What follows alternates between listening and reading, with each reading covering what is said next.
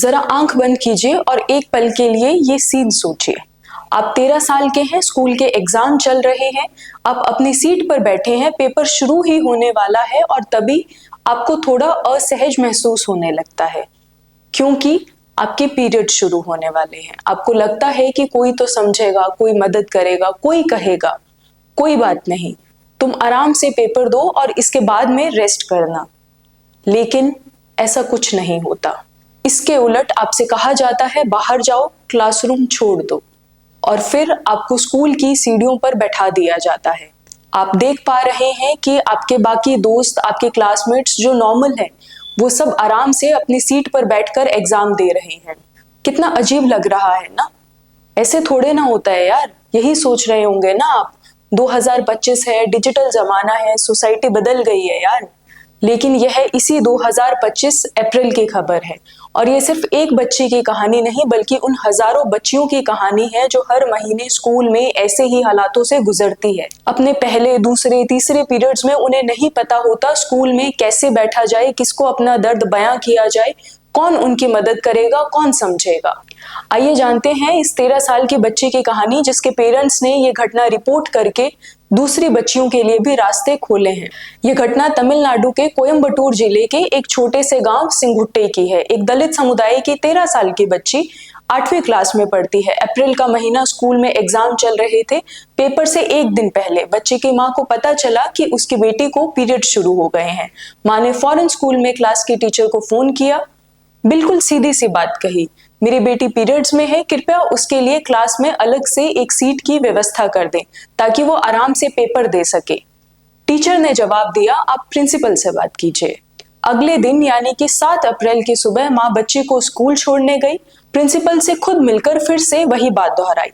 Principal ने सिर हिलाया, कुछ बोला नहीं और मां वापस घर चली गई। पर जैसे ही मां गई, बच्ची को क्लास में नहीं जाने दिया गया। उसे कहा गया तुम क्लास के बाहर बैठकर पेपर दो और उसे सीढ़ियों पर बैठा दिया गया।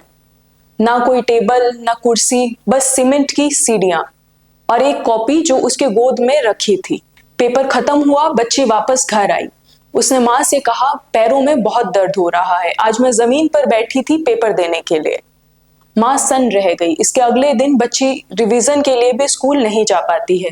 9 अप्रैल को बच्ची का दूसरा पेपर था। बच्ची फिर से स्कूल गई। इस बार स्कूल में उसके एक रिश्तेदार ने उसे फिर से क्लास के बाहर बैठे देखा। उन्होंने तुरंत घर पर जानकारी दी। मां दौड़ती हुई स्कूल पहुंची। घटना की सारी वीडियो मोबाइल में रिकॉर्ड की गई। उस वीडियो में बच्ची फूट फूट कर रो रही थी और मां स्कूल प्रशासन से सवाल कर रही थी, क्या पीरियड्स होना कोई जुर्म है? मेरी बेटी को क्लास से बाहर क्यों निकाला गया? इस घटना के बाद बच्ची के पिता ने प्रिंसिपल और 2 अन्य स्टाफ के खिलाफ पुलिस में शिकायत दर्ज करवाई।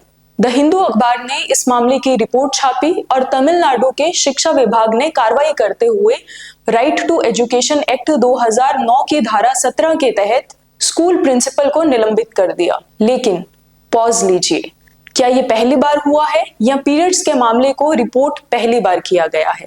नहीं। जनवरी 2024 में उत्तर प्रदेश के बरेली में 11वीं की एक छात्रा को पीरियड्स के दौरान सैनिटरी पैड मांगने पर क्लास में बाहर खड़ा कर दिया गया।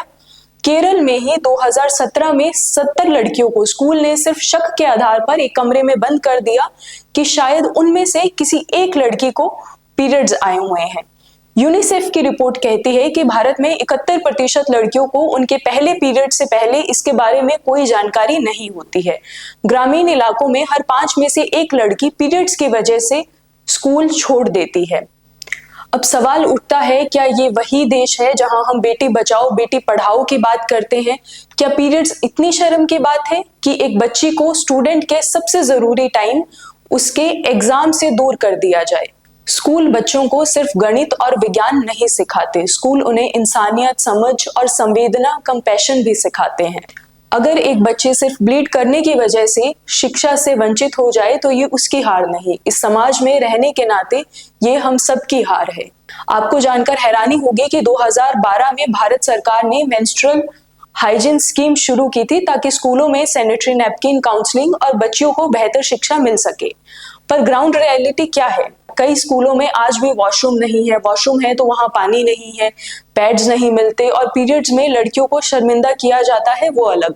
ऐसे में स्कूली शिक्षा पर भी सवाल उठता है। पीरियड्स कोई बीमारी नहीं है, ये एक नेचुरल प्रोसेस है, हर लड़की हर महिला इससे गुजरती है। तो फिर हम इसे इतना टैबू क्यों बना रहे हैं?